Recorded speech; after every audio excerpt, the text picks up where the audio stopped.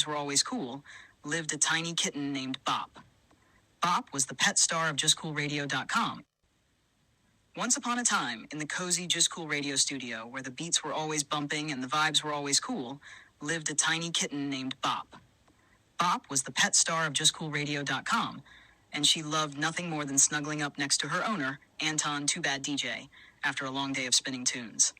One fateful night, after a particularly groovy radio show hosted by Glam Chat Nads and featuring a special guest MC, Bop found herself alone in the studio, surrounded by all the equipment that made her owner's beats come to life.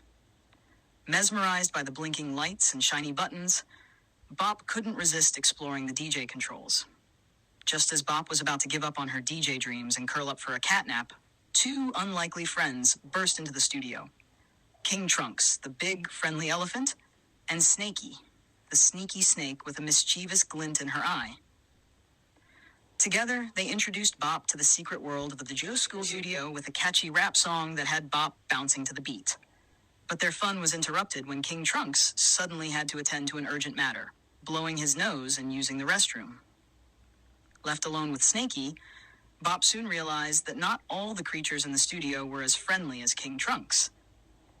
Snakey, with her sly smile, tried to trick Bop into handing over the spare key to the DJ equipment. "You see, dear Bop," Snakey whispered, "there's a magic key hidden in my belly that makes the DJ equipment work perfectly. All you have to do is crawl in and fetch it." Bop hesitated, unsure of Snakey's intentions. But before she could make a decision, King Trunks returned with a mighty trumpet, sending Snakey slithering away in fear. With a swift stomp and a gentle trunk lift, King Trunks banished Snakey from the studio, ensuring Bop's safety. As Anton returned to the studio, unaware of the nighttime adventure that had unfolded, Bop felt a sense of relief and gratitude towards her newfound friends. With a contented purr and a sleepy meow, Bop curled up next to Anton, feeling safe and loved. And as the stars twinkled outside the studio window, King Trunks leaned in close to Bop and whispered, "As long as you are in the Just Cool Radio kingdom, you are safe." With a happy heart, Bop drifted off to sleep, knowing that she was surrounded by friends who would always watch over her. And so in the magical world of Just Cool Radio, where pet toys come to life and adventures await, Bop's first night in the studio became a tale of friendship, bravery, and the power of music to... Just Cool Radio, disturbing the silence. Everybody turn it up loud, loud, loud. Just Cool Radio, Madina. Hey, it's your island diva Aisha Davis, and you're in tune to Just Cool Radio, disturbing the silence, catching the eye of many. It was only in my head, me and you in our bed was just an illusion. I am alive today because I responded to a letter. My name is Philomena. I live in South London. I'm a mom, wife, and I survived breast cancer. I was devastated when my breast screening and further tests showed I had breast cancer. After 6 tough months of treatment and surgery, I am back, living life again. Black women, please hear me. We are twice as likely to get a late breast cancer diagnosis, therefore less likely to survive.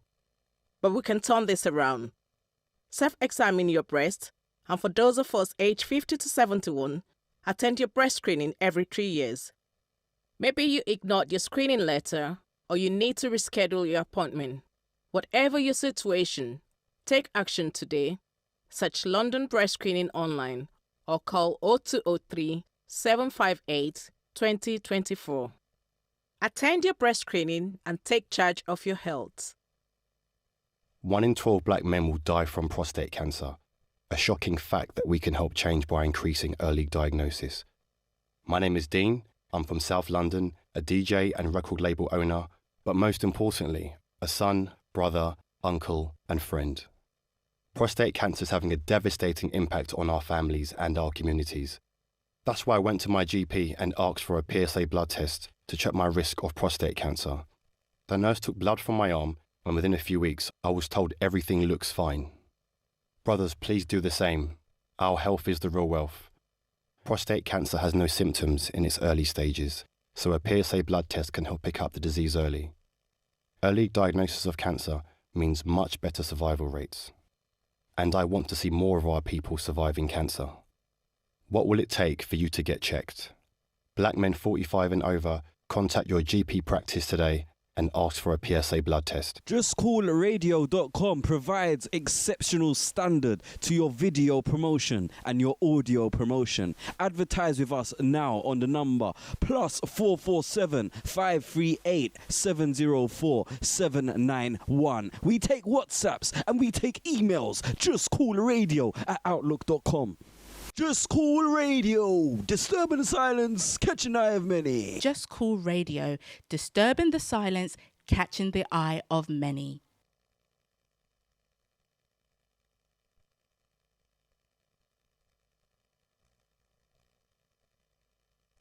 If you don't know, now you know.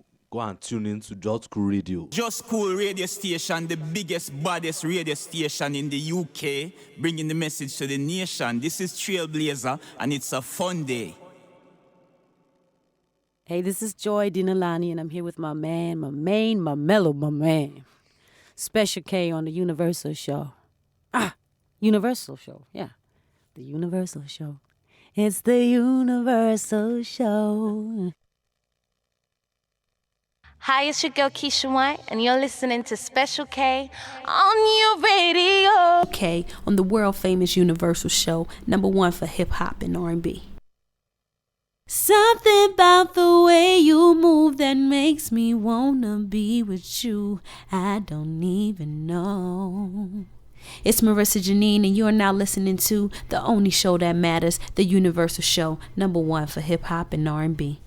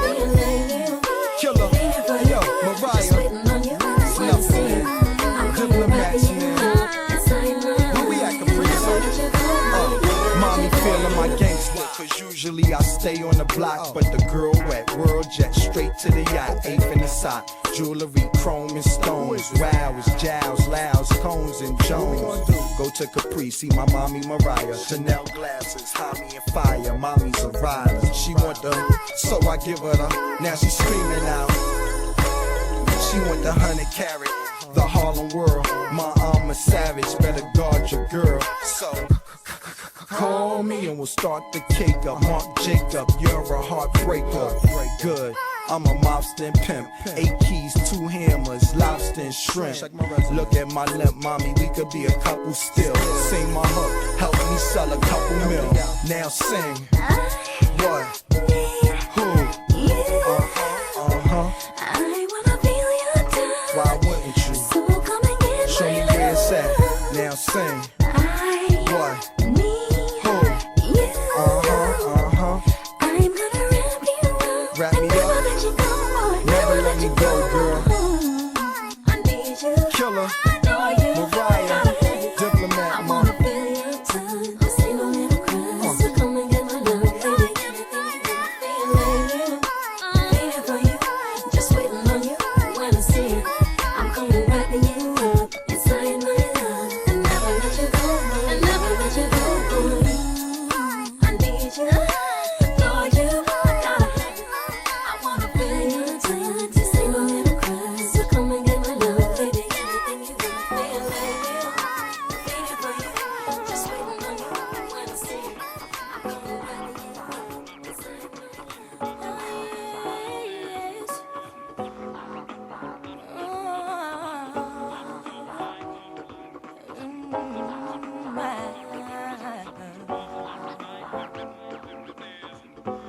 Here we are face to face with the memories that can't be erased. Although we need each other, things have changed. It's not the same. Sometimes it makes me wonder, where would I be if you hadn't discovered which I did?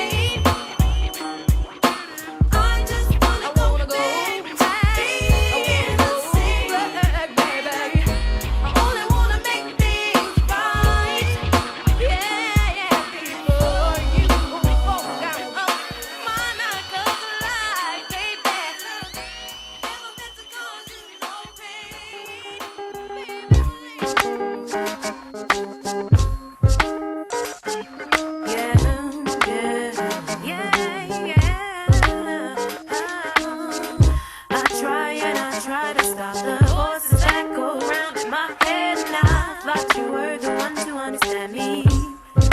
You turned my dark skies to light, but once again you took my hopes to fame. My soul's insane, my tears start glitting in the rain. Falling again, falling again. I really don't know what you came here for. Round and around we go, sitting your bags outside the door. Round and around we go, I really don't know what you came here for. Pull up the tune. Pull up the tune, Special K. Pull up the tune, Special. Pull up the tune of temptations, but whatever you want, you gotta curb the frustration. Do you want a little piece of the pie? Want a little bit of fire in your life? You're locked into the one like Special K, aka the CEO on the Universal Show. Say hey, yeah. La la la la, la la la la, la la la la. Hey, yeah. La la la la, la la la la. All my ladies say hey, yeah. La la la la, la la la la, la la la la. You don't even know me, but I've been watching for a while. The way you move so slowly makes me want you here and now. Shorty, don't you let me leave without your number. I was hoping that your love could take me under. Oh, baby, we can move just a little, two-step a little bit. Make your body move in the middle. Just a little, baby, I can get a little kiss. 'Cause you make me say, ay, ay, ay, ay, ay. Ooh, you make me say, ay, ay, ay, ay, ay. Girl, you make me say, ay, ay, ay, ay, ay. Ooh, you make me say, ay, ay, ay, ay, ay.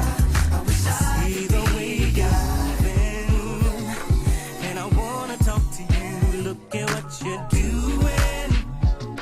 Can I take a walk with you, baby? I don't wanna leave without your number. Hey girl, I wanna spend some time with you this summer. Oh, baby, we can move just a little, move just a little, two-step a little bit. Hey, hey, move in the middle, juice just a little, baby, I can get a little kiss. 'Cause you make me say, ay, ay, ay, ay, ay. Ooh, you make me say, ay, ay, ay, ay, ay. Girl, you make me say, ay, ay, ay, ay, ay. Oh, ooh, you make me say, ay, ay, ay, ay, ay. I wish I could be your guy. Yeah, it's good. Terror. Yeah, and all my fellas say, I see you, Jay. All my ladies say, yeah, let's get down to this business. Yo, Mark this. Yo, pump this in your radio and turn the lights slow. Let me tell you how tonight's gonna go. Matter of fact, let me show you. You're beautiful. The way you look, God damn it, girl, I adore you. You heard Donnell tell ya. The way you working it, girl, you got me yelling. Got your toes all curled up, you're burning up. Privé won't never be the same. Since you stepped in, I've been spilling champagne. Running up the tab, you say I'm trying to run game. Hey, ma, you keep making me say.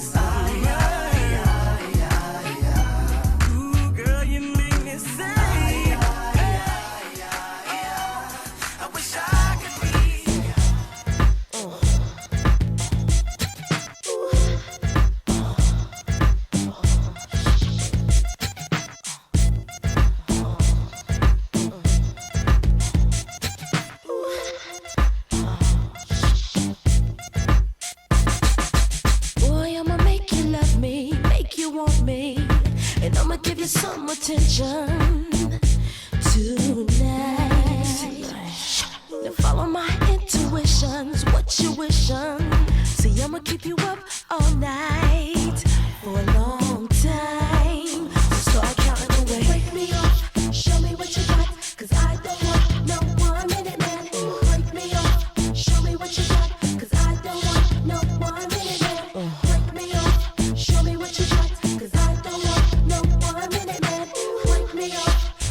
what you got, cause I don't want no. Tonight I'ma give it to you, throw it to you. I want you to come prepared. Oh yeah. Yes. Boy, it's been a long time, a crazy long time, and I don't want no minute man, and that's real. Give it to me some more. Break me off, show me what you got, cause I don't want no 1 minute man. Break me off, show me what you got, cause I don't want no 1 minute man. Break me off, show me what you got, cause I don't want no 1 minute man. Break me off, show me what you got. 50 grand, I get this on one take. Look, I'm not trying to give you love and affection. I'm trying to give you 60 seconds of affection. I'm trying to give you cab fare and directions. Get your independent ass out of here. Question? I'm not your man, not Ralph Tresvant, not Ronnie Romance. No, ma, I'm trying to hit you, then quit you in the middle of the round like I'm Roberto Duran. No mas. 6 a.m. another chick in the house. Hands up. 6:15 another chick kicked out. Hands up. Spent 1 minute trying to dig her out. The other 14 trying to put it in her mouth. The dick too chubby, too much and make you love me. Now be a nice wifey and run home to your hubby. Cause we both knowing what we doing is wrong. Don't forget to put your ring back on. Break me off, show me what you got, cause I don't want no 1 minute man. Break me off, show me what you got, cause I don't want no 1 minute man. Break me off, show me what you got, cause I don't want no 1 minute man. Break me off, show me what you got, cause I don't want no. It's time to set your clock back about as long as you can. I stop daylight, it's ludicrous, the maintenance man. Get your oil changed, I check fluids and transmission. You 1 minute fools, you wonder why y'all missing. On the back of milk cartons and it's no rewards, no regards. Close, but it's no cigar. A hard head make a soft ass, but a hard dick make the sex last. I jump in pools and make a big splash. Water overflowing, so get your head right. It's all in your mind, punk, so keep your head tight. Enough with tips and advice and things. I'm big dog, having women seeing stripes and things. They go to sleep, start snoring, counting sheep and shit. They so wet that their body started leaking shit. Just cause I'm an all-nighter, shoot all fire. Ludicrous, balance and rotate all tires.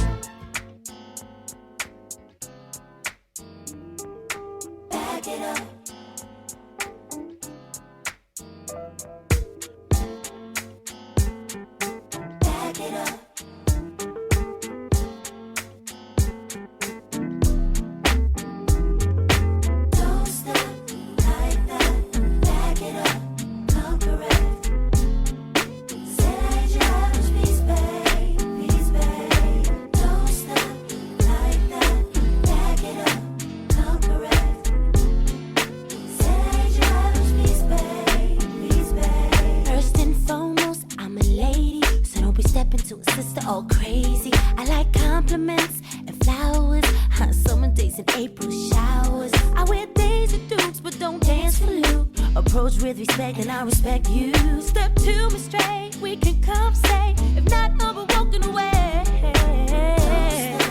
Like that, back it up, conquer it. Say just please, babe, please, babe. Don't stop like that, back it up, conquer it. Say just please, babe, you can call me, don't press me. Your lies and your lies don't impress me. I like honesty, perfect harmony. All day, all you do is just bother me. Don't mean to be rude, but I'm through with you. Headaches and pains that you put me through. I'll be just fine. Clear my line, I'ma tell you for the very last time. Don't stop like that, back it up, conquer it. Say just please, babe, please, babe. Don't stop like that. Back it up, conquer it. Say just please, babe, please, babe. Don't stop like that. Back it up, conquer it.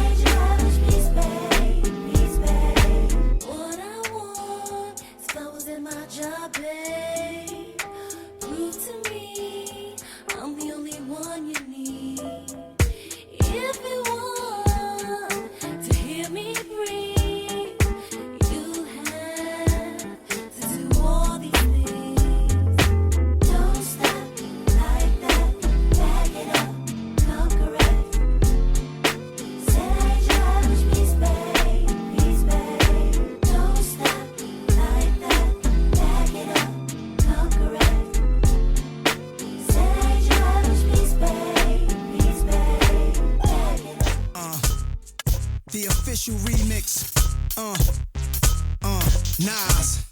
Yeah, yeah. Kissing you was so sweet, was in your love spell.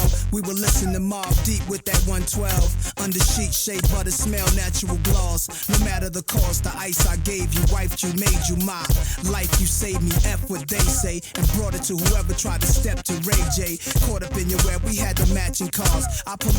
Yo, what's up? This is Craig David, and I'm right here on the Universal Show. You know you can catch me all over Europe, Southeast Asia, all the way back over in my place I have in Miami, New York. I mean, this place is universal. Do you know what I mean? All clues in the title. But keep it locked right here. Don't go nowhere. It's where it's happening, where real music is being played. Out of here. Peace. The official remix. Nas. Yeah, yeah. Kissing you was so sweet, was in your love spell. We were listening to Mob Deep with that 112. Under sheet, shea butter smell, natural gloss. No matter the cost, the ice I gave you, wifed you, made you my life. You saved me, F what they say, and brought it to whoever tried to. Saturday will be the official Reminisce show. But you know what? Today I thought, you know what? We've been hammering so much new music for the last couple of weeks. Let me just get on some, you know what I mean? Some tracks from yesteryears on this morning. Right here at Just. Jeez. There you have it. Non-stop music, back to back. Do you know how we do it on Saturday mornings? Nothing but good music. And I told you from the beginning of the year, I said, not that we haven't been doing it anyway for the last 24 years on radio, highlighting legends, but particularly this year, obviously to coincide with me celebrating 31 years as a DJ, I wanted to get some legends from the music, the black music culture, right? So as I said to you, from January right through to December, we're going to have a series of legends and icons who are like staples and pillars of this culture, this movement, this music. And some artists as well that, you know, like this morning, very rarely do you hear in a radio format.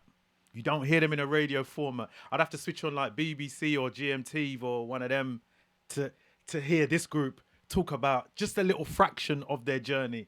But we're going to get into it very exclusively this morning. So if my guest this morning, let me get some levels on your mic here. Is he on here? Is he on? Are we good? Yeah, engineer. Yes. Yes. All good. All good. Let me get that off as well. Okay, thank you. Thank you very much. Yeah, live. Oh, we're live. We're live. Respect, bro. Oh, we respect, man. I'm telling you. So listen, I'm going to have to do a proper introduction. Go on, and man. with my showtime, Yes. there's no script. Go on, yeah. We just talk like we're having a conversation, like a buckshot down. You know what I mean? Ridley like all Road. the DJ then do it. Yeah. Head top. Head top. That's the best way, natural. Do you know what I mean? But I hear you. I'm going to go off for saying groundbreaking, legendary, real iconic. If you didn't believe that it hasn't been done yet, well, you need to do your research and understand. Google will tell you this group, this gentleman's done it already. Give thanks. 4 decades. I could be wrong. 4 decades deep into the music industry. Breaking certain barriers that was unheard of when it was hard for black music to be promoted in a certain way. Yeah, for real. We need to highlight that. Yeah, well. Okay? We have the front man, bass guitarist, lead singer from the well-renowned, and they're from the UK. I must stress for my international listeners locked on this morning, they're from the UK. We've got Tony, the man himself, the general from one of the world-renowned groups from the UK, Aswad. Can we salute Aswad in the building? Respect. This is Tony Gad live on your radio right now. Yeah, come on. Come on. Yo, bro. Welcome to the show, man. Give thanks. Man. Welcome to the show. This is a moment. Yeah. This is history. Listen, you see, you say, well, boy, you don't get man like we on these kind of programs, but then these are the kind of programs that do promote the music. And without help here promote the music, then it doesn't happen. So give thanks to you too. 100%. It works both ways, doesn't it? Yeah. One hand wash the other. Absolutely. So you got here all right this morning. There was a little bit. Yeah. No, I couldn't find the address. It said Brixton Lane. Yeah, we get on Brixton Lane, but we don't see it. Yeah, I see it. That's how the music goes start. You I find say them in go, all yeah. the corners there. Absolutely. So listen, right, Tone. Yeah, man. How would you like me to address you this morning? Just call you Tony? Yeah, Is that Tony fine? Gad. That's Tony me, Gad, man. that's fine this morning, Yeah, right? man. Yeah, okay, man. so listen. I mean, this is a rare moment. This is not something that you do all the time. Give so thanks. We're gonna have loads of listeners locked on this morning that want to hear the journey, the story. Yeah, Because man. I'm gonna be honest with you. When I tapped into Aswad, I was a little boy. Yeah. So I don't know nothing. All I have is the Island Sevens and whatnot that was handed to me from a sound. When we started out there, we were young too. Yeah, bro, we were young too. Small Axe gave me my first Aswad 7. Wicked. Yeah. So Wicked. we're gonna go back into history. Yeah. So people can kind of get an idea about where you're coming from. All right. Do you know what I mean? Because all they know about is the hits and the hits. Yeah. But we want to know about the men behind the right, hits. All right. So when we first put down the first brick. yeah, absolutely. And then we'll get to when the big mansion was built. All right. So take me back to a young Tony before you met the members of Aswad. Take me back to a young Tony. Where you hailing from? All where right. you coming from? Listen, I mean, we came from like Northwest London. So Right. me and Brinsley came from Northwest London. If you know the history of the band, I'll try and keep you up to date with how it goes. But yeah, Brinsley was like a young black actor in England, and there wasn't much parts there, I suppose, for black British actors young at the time. There used to be a program called I think it's something about On the Buses or something, and Brinsley is one of the first actors. I mean, I remember seeing him on TV and go, oh, all right. Yeah, so that was one of my first things. And then as I grew up, I was born here.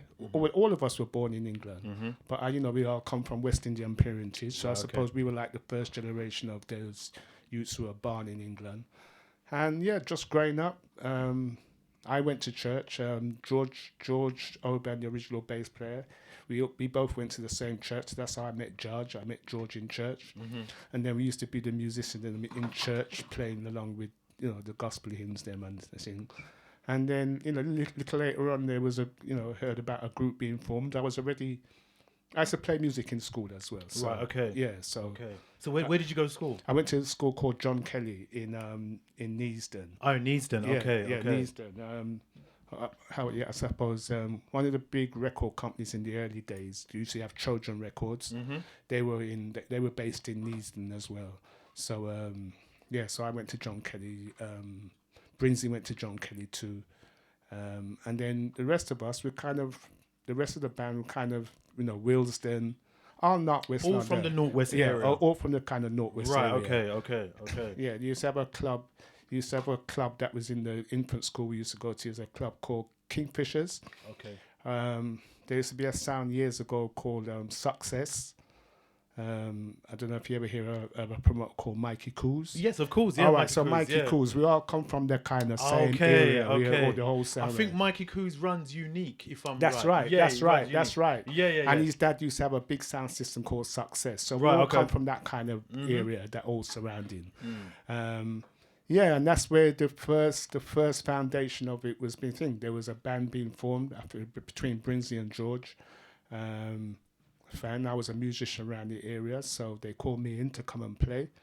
And it was just, it was those days, there wasn't really nothing here in England that's called, British-based bands, reggae bands then, if you want to say that. Yeah. I mean, you had rock bands and all those kind of things. There was nothing British-based as being reggae. What was going on socially, around at that time? What era are we talking? We're talking what, 70s or 80s? We're talking about early 70s. We're talking about 75, 76, 77. So how was it culturally? Well, culturally, we're talking about, we grew up in the days of the Sus Law. Yeah. When people used to get picked up. I remember my brother getting picked up one day. He was my younger brother. And he's up and down with him friend them and everything. I was a little bit older, and he used to come on a couple of times and say, "Well, boy," and get picked up by the police and rare. And my dad always used to say, "Well, Star, the police can't just pick you up for no reason at all." Right. And at the time, I didn't really believe him either. He didn't do anything, but the police pick him up.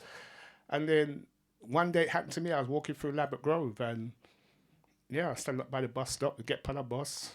Bus I go about 5 stops. Go to get off the other end, and before I try to get off, me see 2 men that try to get in my way. So I tell them to move out the way, because I'm trying to get off the bus. And they said to me, "You're nicked." And I said, "What do you mean nicked? Nicked for what?" Basically, and and I got, in the early days, you got nicked for sus. And I said to them, "But Star, I didn't do anything." Yeah. So up until that point, I really didn't believe that could happen for real. And then when it happened to me, I kind of went, right, seen. And then, once you join the group and then you start touring around a certain area, we end up, as a band, we ended up in Labatt Grove, where Notting Hill Carnival is, because around that area there was a lot of music, and it was kind of more of a kind of area where you kind of feel comfortable, right? As black youths, then, because there's enough of black youths. There's a lot of black people around. Because there wasn't much integration in them times. No. I have to tell my daughter mentions that too, because my daughter now, she's of this generation now. So I tell her, say in the early days, as even as black youths, there we didn't really mix with other black nations, because that's just how it was at that time. Whereas now everybody mixes together, and I suppose that was the message from Rastafari. We have to look to Africa, because that's where all of we come from, and in the early days, none of us really wanted to believe that's where we all come from. Absolutely, because even still then, Tony, there was still that divide with Caribbeans and Africans. Yes, exactly. Wasn't there? There was a massive divide. There was definitely, and that was all just down to miseducation. Miseducation. Yeah, it was all down to miseducation. We grew up in England, so we didn't really get to know the whole history. It's only as you start getting older now, and you start getting, bigger men start talk to you, and men start talk to you until you had the history go. Yeah, when we started listening to record, you come to the early days, listening to Culture, bands like Culture, Burning Spear, Bob Marley and the Wailers, Justin Hines, and all those artists. Then you start hearing the lyrics then, and you start educating yourself, because like I said, in school you wasn't taught them things at all. Right. So we didn't know. I mean, did you feel like a misfit in school in those times? No, I didn't feel like a misfit. I tell you, the only time you started to feel like a misfit is when you left school. When I was in school, I don't know, we had friends of all nations. Right, okay. One of my best friends in school was a Greek brother that used to live around the corner from me. His name was Harry Kyriakou. Right. And he had a wicked sister too. So, so you understand you thought me? You'd slide that bit in there. Yeah. So in those days, in school you didn't have and that is the thing. In schools you don't have them kind of something there. You don't have that kind of ratio. It's only when you leave school now and you go out into the world now, you start probably looking for a job, and you go to a couple interviews and you find out, all right, you picked that man then, but you wouldn't pick me. And then, so why? What's different from me? But like you said, in school, you're playing football, you're doing sports, you're playing music, you're playing it with everybody. Yeah, of course. You know what I mean? And that's how it was in school. So, my thing of racism didn't really kick in till after I left school, and then you start going out there, and then you start realize, scene. And then, like I said, we grew up in the days of the sus law, and then you realize, all right then. So you have more black youths get picked up than you have white youths get picked up. That's not to say white youths didn't get picked up too, but the majority seem to be more black. So then you start looking and say, why? And then you start answering the questions in yourself when you start talking to bigger man, and bigger man start telling you how it goes. Yes. Yeah. Yes. Of course. Yeah, of course. So you've all joined up now. What was the year? Can you remember the year? Yeah, I can. It was roughly about 74. 74. Yeah, 1974. Because if you remember, the first Aswad official single, came out on Island Records, 1976, called "Back to Africa." Right. So up until that point, we were a band we formed. At the beginning, it was about 8-9 of us. Right. And then and we were rehearsing, trying to get the whole thing together. A couple of drummers come in, couple of bass players come in, couple of keyboard players. Then we was all trying to work out, how it's going to run then. All right. So there was a band, and we was on the road, doing gigs here and there, trying to record a couple of singles as well. Before Back to Africa. I almost wrote, honestly can't remember where them singles they were now. But we have recorded a couple of couple of tunes then. Yeah. I try, get used to doing it because, all them things that were new to it. We were playing. When you go in studio now, it's a different format. Yeah. You're not just playing live. You have to record your something then do your vocal and all them something there. So it's all a learning process. Yeah. How did you guys decide what type of band you wanted to be? Well, I think that was decided because that was just how it was when we was in school. We was listening to reggae music. Right, okay. Even though we grew up in England, you had radio. We listening to pop music. Jackson 5, Marvin Gaye, Stevie Wonder, all them something there. Rolling Stone, Beatles, all of them something there. Because we were musicians, so we're listening to everything. But then, at the time, the nearest thing to us was reggae music. So I don't think there was any decision said we might be a soul group or R&B group or whatever. It was always reggae music. But the thing is, though, you didn't go down like the Lovers Rocky kind of route. You went down the roots. Avenue, didn't you? Was that a conscious decision amongst all of you, or was there a mixture of opinions what direction you go? I don't remember. Reggae music make up of all the spectrum. You have dub, you have rockers, you have all form of different genres of the music, but it's all come under the banner of reggae music. Absolutely. All right. So I suppose it's just the personality of us. We were into like dub music. Yes. And the raw edge of it. That's not to say that we didn't like, me love Dennis Brown. Dennis Brown dance upon two sides of the thing. Him give you Lovers Rock, he did. And then give you the roots said way too. He did. And it was the same for us. I mean, one of our biggest inspiration then was Bob Marley and the Wailers, because in those early days they were a band, and what they were putting out was conscious music. Yeah. But then when you hear some of the love song them and hear the lyrics, then you kind of go, well, yeah, wicked. So they had a nice balance. Yeah, they had a nice balance. Yeah. I was also intrigued by the way Bob sing love songs because they're not the normal love song. I just tell you so him love the girl. I tell you so hold the room still. He said draw your window curtain. He was very particular. Yeah, he's very particular. Yeah, very particular Bob. Yeah, a bedroom and one bedroom room. All the, and it's just the pictures that he used to set. So. Yeah, I suppose it was just it's just the flavour of music that we listened to. In those early days, it was sound systems, innit? Right. So we used to follow all the sound system them, all the sound system them. And then, so you didn't really hear so much Lovers Rock on sound system. You didn't. Yeah, you kind of heard, because you have to understand, the term Lovers Rock, that was created here in England. That wasn't, Jamaica never used to talk about Lovers Rock. That wasn't a term.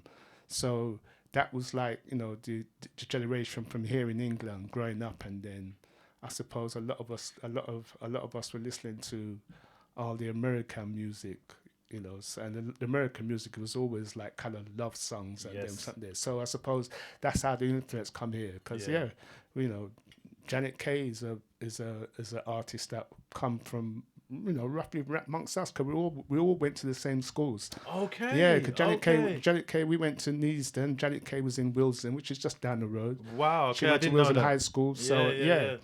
And then, so there was a lot of musical heads that came from that school. Yeah, no, they're in that area. In that area, yeah, there was a lot. I mean, even from this side, you had a lot of artists then from this side too. But until the documentation kind of go down and people start to read it, because like I said, in our days, then there was no YouTube, there was no social media. Yep. Word of mouth. Yeah, it was word of mouth and magazine stuff. So in a sense, it was kind of a harder journey to get yourself heard in them. Yeah.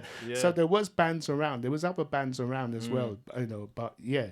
So the name, Aswad. Yeah. Who came up with that name, Aswad? What does it mean? Well, Aswad means black. Right. Right? In Arabic, Amharic. Yeah. When it was actually Brinsley and George went out, one day they said they needed a name for the band. So they went out to go and look for a name. And in Ladbroke Grove, we used to have a cultural reggae shop, a cultural bookshop, sorry. And they went in there, was looking through some books and everything, and then I must have come back and said, yeah, we found a name. And it's Aswad.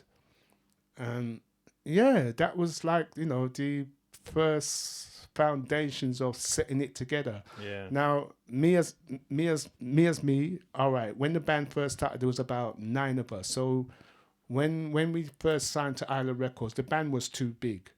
All right, so the band got whittled down, and I kind of stepped away from it for the first. How did you come about getting signed? What was the process? How you got signed? Because that's what I'm intrigued about. All these things I want to know this morning. Well, you see, how did you get signed? How Just did like we that? get signed? Well, it was on the back of what? Well, it was on the back of nothing really. It was basically Bob Marley and the Wailers. They were on Island Records. They were on a proper international label, but they had subsidiaries here in England. Right. So, which was down in Hammersmith at the time. So, we've been kicking around for a few years before that. We're playing live all over the place, and man and man up and down, Birmingham, Manchester, all them places. They knew of the band, but that extra push to make it kind of spread out. It didn't quite happen. So one day we're sitting down, was rehearsing, and we said, well, boy, we need some help amongst this. We need a company or something to make it work. There's no YouTube to say, well, go and post your tune them out or them kind of something there. So you needed the record company to help. One day the man then just decided, well, you know what? Let me just go down Island Records and see if anything can happen. Oh, you went down there. So, Star, when you're youth, you don't kind of see the barriers there. When you grow up, you kind of think, well, boy, I don't know if I can do it that way. But as youth, it was kind of, well, Star, what they could do, they could only tell us no. So that's true. Yeah. If you don't ask, you don't get. If you don't ask, you don't get. Yeah. Proper. Yeah. So basically, all we did was about 7 of us got in a car and drove to Island Records. Turned up at reception, said the receptionist, she looked upon me and said, yeah, can I help? And we said, well, we're a band from England, we're called Aswad, and we'd like to see somebody who can give us some help or give us a deal or whatever. And really and truly, they could have said that, no, you need to come back or make an appointment or something like that, but they didn't. The woman said, well, all right, then she must have phoned around the company, and there was a brother at the company called Richard Williams. They invited us to come and sit down. We had come with some demos of some of the tunes that we'd done already. So sat down in the office. Yeah, give them their dues. They didn't turn us away. That's amazing. Yeah, seriously. Yeah, took us in the office, sat down, gave the man the cassette at the time because it was cassettes. Yeah, that's right. That's right. Yeah, it was cassettes, Remember so you used to put a little sellotape together? Exactly, yeah, exactly. So he gave him the cassette, and put it in, play a few tunes. And then he said, well, boy, you don't really know what you can do, really, but, give him a couple of weeks, he'll, hark it around the company and see what happens. And basically, 2 weeks later, roughly about 2 weeks later, they invited us in to come and do some demos in Island Studios. They didn't charge us or nothing, and they say, all right, come. Because for them at the time, you have to understand, they were dealing with like rock bands, Bob Marley and the Wailers, them, and everything that they used to put out, those things were from Jamaica. So those men them weren't here. So it didn't really have to deal with the man. Whereas we were based here in England, and it was a different thing for them to deal with. So anyway, we made the demos. Which is basically where Back to Africa come from. Right. Yeah, so that was, we made the demos them, and then, give it back to them, and they made the decision to, all right, then we'll take a punt on it and see what happened. Wow. Yeah, because it was a punt really. They didn't really know if anything was going to happen. And at that time I kind of stepped back because once it was officially got to sign out, the band was too big. So I was already a musician, so I ended up playing with some other bands then around the area. So what, then you left Aswad at that point? Yeah. It wasn't a point I left, but there was too many musicians. Too many. Yeah, the money wasn't floating around. Well, it wasn't even about money because there wasn't no money. It wasn't really about money. It was just that at the time when we were forming, it's like all the musicians in the area. So you probably had 2 bass players, you probably had 3 keyboard players, 2 guitarists, and at the point, when we said, as a band that's going to sign to Ireland. Ireland couldn't sign like 10 man. Yeah, of course. Yeah, so it needed to be a kind of compact thing. So yeah, I kind of stepped away, and then. And what year was that? Can you remember? That's like 1976, 75, 76. 1976. Yeah. You guys took it up on yourselves Yeah, to yeah. go to the island build and got signed. Yeah, yeah. Bro, and that's amazing. That's basically how it went, Star. We didn't make no Really? appointment. There was no appointment. It was just, Star, let me take a chance and go see if it can happen. And yes, it did. It did. So that was the first single from that LP. So we made the demos then, and basically what we went back into the studio and did was just basically bring up the demos to a certain standard. Right, then. okay. And that became like the body for the first LP, Aswad. Yeah. And how much involvement did you guys have over, like, you know, album cover, single covers, and things like that? Well, Was it a thing that they took you on and then they just let you do what you're doing, or did No, they have they- a lot? Was it equal creative control? Well, because basically, I mean, they had their like stroke engineer producer, so Yeah. he helped us in the studio. And then when it came to the cover, if you see the first cover, it's of a lion. So in a sense, I suppose they gave us the kind of control of what the album cover should look like, because they wouldn't have been sure how to promote it or what kind of course. thing. Because like I said, reggae music was coming from Jamaica them time there. There wasn't kind of nothing being made here in England. Even though I must say there was a band called Cimarrons, who were Mandem that came from Jamaica, but they lived here in England, and they had a band called Cimarrons, and they had a hit in Jamaica with a Bob Marley track. I think it was Talking Blues. Oh, okay. I'm not familiar with that. to be Yeah, I'm not honest. sure. I'm not sure if it was recorded here in England or it was recorded here in Jamaica. But they lived here. They lived here in England. So they because when we started that, there was a few like older generation of Mandem, even like our parents them who had sound systems, and some of them had bands as well. So they would have been up and down the country playing live, because there wasn't records being made at that time. So, but as live business go, yeah, you would have had enough Mandem up and down the place. So, because I remember even when I first come, there was a few bands around, and I used to just hog on to watching them and see how they go, because it was something new for us. We haven't seen that. Of course. So that's they say one hand wash the other, because that's how it go. As you watch the bigger man them, and then you say, "Oh right, I saw you do it," and then the bigger man look at you to us, "Well, I saw you go on." Yeah, yeah. So because each one. Yeah, exactly. Yeah, so, yeah. So those early days, they were interesting, formative. When I look back at it now, I have to say, well, yeah, okay. Yeah, that's how it went. In those times, you can't see the history. You're just youths, that's what you want to do. Yeah. You look at something and say, yeah, I want to do it like that.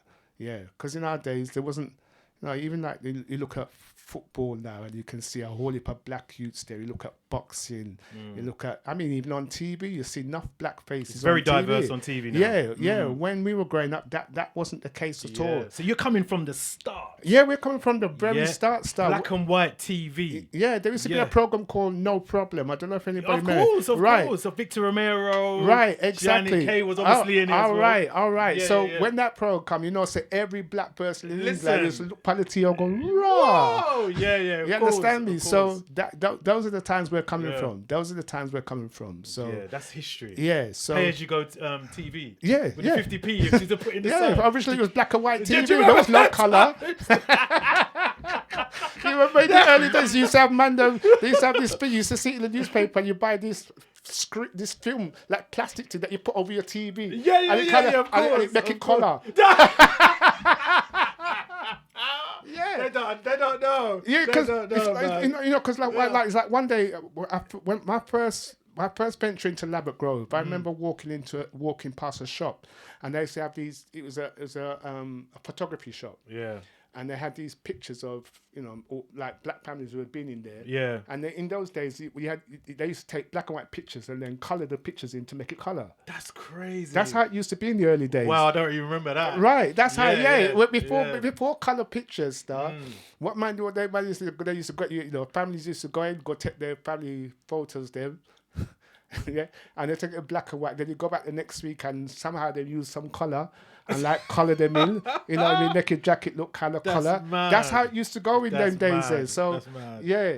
So you understand how the first roots of it, how it all come. Yeah. So that's foundation. Yeah. That's so foundation. like I said, 1976, the first single come out, Back to Africa, and it kind of struck a chord with England. Yeah. It definitely struck a chord with England. Used to have a DJ on radio. I think it was on BBC Radio, if I don't get me right. If I might be wrong, called Tony Williams. Oh, yeah, of course, Tony Williams, the legendary. R.I.P. Tony Williams. Right, exactly. Yeah, for true. Rest in peace, Tony. Yeah, man. Yeah, so you had Tony Williams, and then after that you had Rodigan. Yes. All right, so those were like the two programs that you would get your music played on. And when we first heard Back to Africa play on the radio, it was like, wow. Yeah, because it was surreal. It was wow, because them things that didn't really happen. Yeah. And I suppose from us doing it, then you find other youth them go, right, okay. Yeah, well, let me try something then. Yeah, that's how all the other things come you afterwards. inspired other people to take up that mantra. Exactly. Yeah. Yeah, exactly. Now, we're going to move on swiftly. So there was a few other things that happened. So now we're going to talk about it. Now, for the younger listeners who are listening or are watching live or whatever you're doing, whichever you choose to do, if you don't know about it, and if your parents are of a certain age, or if you are of a certain age, there's a film that came out from the UK, which to this day is legendary. Babylon. Like now, so some of the younger listeners who are a bit young, they're like, Babylon, what's that? Because remember, they have to go and do Google search exactly. now. Yeah, because they don't know what we're talking about. Yeah, exactly. Because we've got such a diverse listenership. Yeah. I like to include the youngers as That's well. right. That's right. So after the show or during the show, you can do it now. Go online and just type in Babylon. Yeah. Now, Tony, I know you know, but tell some of the younger listeners who are not too familiar, why is that film so synonymous and prolific when it comes to the youth culture? The youth culture and the in music Britain. and the youth culture in Britain. Yeah, well, you see what happened. I mean, like we said, none of those times that we grew up in were kind of documented at the time. We didn't have social media, we didn't have YouTube, no Facebook, no Instagram, no TikTok, none of them something. So what you kind of learned of what was going on around the place was basically by magazines and radio, and then one and two things you might see on TV here and there. So and as you didn't really see too much about Black history or none of them something there in England. It was only just newspapers and things that were for big people. So as youths, you're not really looking at newspaper and them something there. So you're really looking for something else. So there was a I forget his name now, but there was a brother, and he said he was going to make a film. He wanted to make a film about, sound system, black culture, and the youth system in England. And we wasn't sure if it was going to come off, but they had these, like the BBC used to have these history things that they used to do, so they tried to document history and things. So this one particular brother came and said he had this idea to make a film called Babylon, and Brinsley being the actor that he was before, they must have called Brinsley and talk about things. So when the storyline come together now, basically one of the main stories in the film was about two sound systems clashing. So they must have go in, must have write the script, put the whole script together. Ray. You have to go and check out the film on YouTube, wherever you can find it. Is it definitely on YouTube now? Well, I'm not sure. I don't know. About 4 or 5 years ago, there was talk about it because the film came back up again because it went around America as well. So they must have not re-edit, but they must have bring it back up. Right. Because if you go back now, that's a good while ago. You remember what year it came out? I can't remember. Do you know what? We can Google it though. It must have about 80 something. Or, we get the proper year. Yeah, it must have Although about sometimes it does give you the wrong dates on them. Yeah. That's right. I can't remember, but I'm sure it's before the 90s. Yeah. Right. So, and it's basically documented the British black style of life in those days and how it used to be. Friday night, Saturday night, Sunday night was go out, go find a club them, go listen to sound system them. You had Shaka, you had Frontline, you had Coxon. Yes. You had not sound system. 1980. Yeah, 1980. Well, Yeah, there you yeah, go. yeah, yeah. Right. So, and basically, that's what the film came out and documented, because that had never been done before. You started to see later on. You started to see black films from America. You know, all those early black films from America, but there was nothing about what was going on here in England. We didn't have that kind of. That's crazy. Yeah, that kind of script going on. You know, that wasn't thought of. So, yeah, all those things became something after. So Babylon was one of the first films, black British films, that kind of documented. Because there was men around who were trying to make films, but it costs money. Yes. It costs money in those days to make films. It's not like now you pick out your iPhone and you can walk around and start filming things. Absolutely. In them days, you had to have money to be able to have the cameras them, and then find the place them to book and then film. So Babylon became one of the first, and it's a wicked documentary of what was going on at the time. With the sound system With culture. the sound system, them, the lifestyle, what we have to go through, the whole sus business, the worries that we used to have on the streets then, and the rest of it. So, yeah. And from that film came one of our standout tunes, and that just seemed to just don't stop. What we're gonna play this morning. Now, if you don't know about Warrior Charge, you're gonna know about it this morning, because I mean, it's an iconic track. It's an iconic tune. Tell me about the thought process about this tune. So, at what stage I wanted to get back to you was when, because you had to take a little sabbatical when they didn't want to sign all the 9 members. At what point did you kind of just get gel back into the group? Well, basically, what happened about 1978, the keyboard player at the time, which was Courtney Hemmings. Yeah. Being a musician at them time, there, when you get to a certain stage, you need to earn money. You might have your woman, you might leave home, and you need to do things. So I think things became a bit hard. Things were a bit hard at the time. So Courtney decided to move on and do some other things. Right. And then, so he left as a keyboard player. And then when he left, because the man that had known me from before already. Yeah. They called me back in. So 1978, I came back in and I was playing keyboards at the time. It wasn't bass. Oh, you playing keyboards? Yeah, because originally I was a keyboard player. That's mad. Yeah, originally I was a keyboard And you're player. more famous for playing the bass. Yeah, I know. Yeah. You just never know what's going to happen in life You see why I like to have these conversations? Yeah. Because obviously many more years you've played the bass. Yeah. But I don't know you for playing keyboards. Yeah, exactly. Exactly. So when we go back, I used to play. When I first joined the band, I was playing keyboards. Right. Okay. Yeah, and when I talk about the film, because Babylon. What happened with Babylon and this the iconic track you talk about as Warrior Charge? How that come about? In the film, it's the one part of the film you have a sound clash, and the thing is about the clash, and then what it was for us, how we got involved. Brinsley was already in the film because he was a part of the film, but then they needed to make this track that would be the track that the sound system play and kill the other sound. Yeah. All right. Yeah. So at the time, we were already a band already. We're listening to, we've got the sound system, we've got Shaka and all this something them already. So you understand me. So when they were talking about making the song, making the track, we said, well, start. We asked the film company, can we make the track to that kills the sound system? And at the time, they were kind of, well, they don't know about that because most of the things are coming from Jamaica. And all the tunes are playing come from Jamaica. So we're not sure if we can allow that to happen because the authentic thing comes from Yard then. So anyway, we kind of pushing and pulling, and really just on them. And then at one point they related and said, all right then, they're going to give you a portion of money.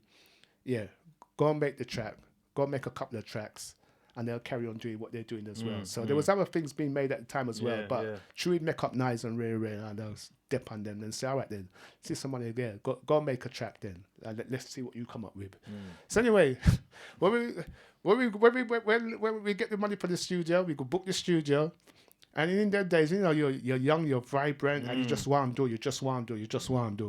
So we walk in the studio, like I said, and you know, by them time there, I wasn't really playing bass, but I used to play a bit of bass. Okay. All right. So, yeah, what happened? We went into the studio, and you have to go in there and you have to get your sound check. So you're checking all the drums to make sure them sound wicked, like our reggae music, heavy bass drum, snare drum, hi-hat. And then you set up your bass and then you make sure the sound good. Because in them days there, studios wasn't kind of built to, it's not that they wasn't built, but they wasn't tuned up for reggae music then.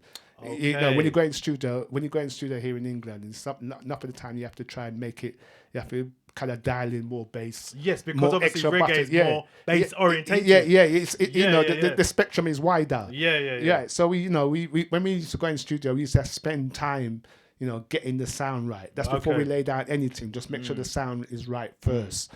Right. So we spent, so we've gone in there, and the truth of the matter is, on the day that we turn up to go to the studio to go record, or what became Warrior Charge, we didn't have nothing planned. Nothing at all. No, nothing planned. So just off the dome.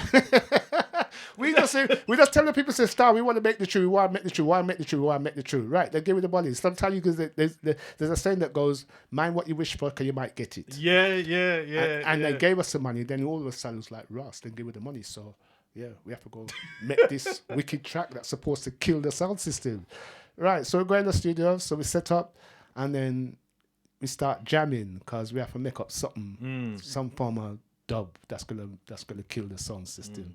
So like I said, we didn't really have no idea, but me and Drummy and Brins, we kind of go in there and we had jam. And then at one point, once we get the sound right now, the engineer said, right, ready. So him said ready, the three of us kind of look at each other and go like, yeah, all right. So what we going to do? What we doing? Yeah, what we doing? So basically, me and Joey just started to jam. I had a kind of bass line, we start jam, and then we must have taken it for about 10 minutes. We were jamming the tune on Ray Ray, and we kind of thought, sure, I don't know about that. Let's find another tune. So we have play back. We had jam on something else, and at one point, the engineer says, "So what? You're not ready?" And we were kind of going, yeah, but we're not sure of everything. And then the engineer just said, Star, you know that thing when I played before? Go back and play that, man. So at the time we kind of thought, yeah, it's all right, but I'm not sure. But when you're actually in the studio, you can't really hear the speaker then. So even though you have on headphone, you have played something, but you're not kind of sure how it sounds. So we're kind of throwing it away. But the man said, no, play back that something you was playing before. So basically, we just played this thing that we were playing before. All we decided to do, just keep it steady. Because, there was no vocals, there was nothing, it was just drum and bass. Yeah, so we just decided to keep it steady. And after 4 minutes of playing it, we kind of go, right, yeah, sit here, let me go listen while I go on. So we went in the studio now. When we hear back what we were playing, we go, wow, that kind of sound all right, Yeah, because you don't really hear it on the headphones. There you go, a little bit of headphones and everything, so you don't really hear the full spectrum of what I want. But Tree's in the room now, you can hear it. So he kind of said, play back that something that I played before. So we play it back, and then when we're going back in the control room and hear it back now, we go, right, I've seen. All right, so then you start hearing it and you kind of go, all right. So in them time, is a dub we mix, so there's no vocals. So we start, so right, we need some other things now to put on the track now. So we go find some horn mans them.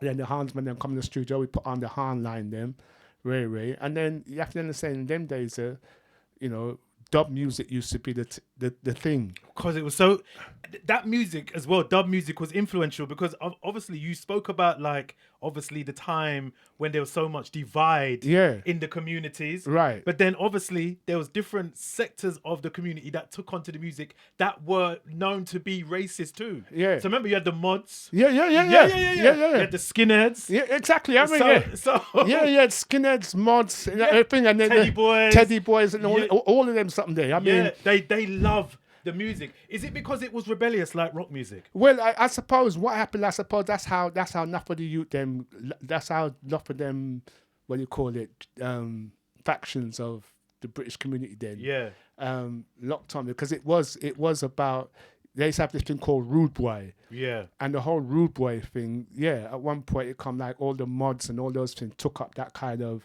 section of music. And I suppose it was because it was kind of rebellious. And that is when that is when reggae music kind of started to cross over, because from they took it on, and then their generation of kids as well, they had to were listening, because that's what they were listening to at home as well. Yes. Which we at the time we wouldn't have known. We wouldn't have known. So yeah, all in that generation. I mean, there's a big time DJ called Don Letts. Yes, of course, Don Letts. Yeah, Don Letts. Well, Don Letts was like a photographer. Don Letts originally was a photographer, if I remember right. He used to write like a reporter. So he spent a lot of time amongst Bob, and in the early days of Island Records, he was around all of that. Plus, he used to be in a band as well. Right. He was in a band as well. So, and he helped in those early days of reggae and punk music. It was like he used to DJ. Well, he still does DJ. Yeah, he still does DJ. Yeah, but that's where he kind of crossed over into the DJ. So he used to play a lot of the punk gigs and whatever. And then in the time there wasn't many punk records as such. So he used to run out of things to play. And then he used to play. He ended up playing some reggae music, from what was coming out at the time. He used to play the punk dances then. Yes. And that kind of knitted the whole thing together.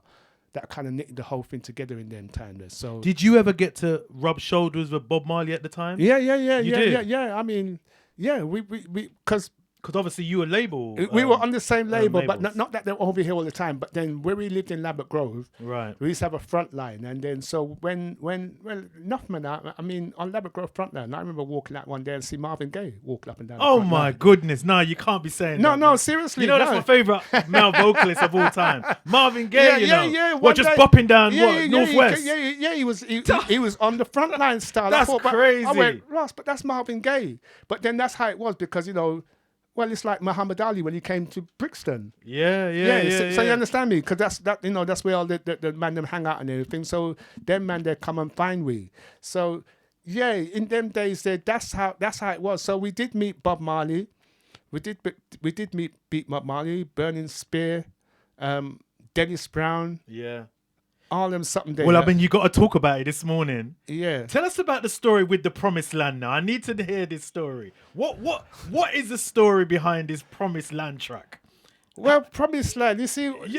I need to hear it from... There's a lot of things I want to ask this morning. I want to hear it from you, the man. Well, you see, Promised Land, I mean, after Warrior Charles now, we kind of created a thing like, well, all right then, there is some man them in England that can make reggae music there. Right. There's a flavour in England, so it's not just Jamaica now. So yeah, enough of them man them coming up from the yard when they wanted to... musicians them, or some of the musicians didn't come over, then they had to use like some musician that were here in England. Okay. Which didn't happen before. Right. Yeah. So as Man and Man was coming over, you get to know the man them. You get to know the man them. And I got to know Sly Robbie. Like I said, before Sly Robbie, there was Bob Marley and the Wailers. So I met Family Man, the bass player, Carly and all them man there. So, and as musicians here, you wanted to get to them man there because they were the originators of the music, and those are records, things we'd be listening to while we're growing up. So actually see the man them now, it was like, wow, yeah, I just meet Robbie, I just meet Sly, I just meet Thing. I mean, when my closest proximity to Bob Marley one day was, I was living in a flat in Labatt Grove, and I used to have some bigger man them living in a flat above me. Mm-hmm. But I was a youth. I must have been about 15, 16, 17, them kind of age there. And Bob must have come, and he was upstairs with some of the man them upstairs. Yes, because he was living there for a while, wasn't he? Bob did live here. Let's be fair, Bob blew up in the UK, didn't he? Right. Yeah, all that's right where then. he blew up. All right then. So, yeah. Right, so what happened one day, Bob must have been upstairs, and Bob must have wanted to go somewhere, and they had a car outside, but I don't think they didn't have a man with a license to drive the car, something like that. So one of the man must have come down, because even though I was a young youth at the time, I did just pass my driving test, so I had a driving license. So the man come and knock me and said, "Listen, come youth, we want to go. They want to go to Chelsea." So I said, "All right then," and they had a nice BMW car outside. And in those days, remember, it was BMW, which used to say, Black man's wheels. Not in black man's wheel, but you remember say in them days, if the early pictures of Bob Marley and you see them in Jamaica, they all had BMWs because it said Bob Marley and the Wailers. Yeah, BMW. okay. You understand me? Yeah. So most man, when you have a BMW, I think Bob Marley and the Wailers. Yeah. So they had a wicked BMW outside, and the man them called me to come and drive the car from Labrador Grove to get out to Chelsea. So I kind of get up and say, all right, yeah, I'll drive the car. Because I didn't have a car at the time, but when I see the BMW, I thought, wow, that's a wicked car. Yeah, let me drive that, yes. And then when the man was coming out of the house, I realised Bob was one of the man them that was coming out of the house with them to get in the car. And I just looked and I thought, that's Bob Marley. That is Bob Marley. And So what did he have at that time then, where he was like of a big, a big magnitude? What was his? Was the Exodus album out then? That would probably be about the Exodus time. The Exodus time. Yeah, I think. Right. It would probably be about Exodus time then. Them kind of time then. So before I forget to switch it off. Yeah.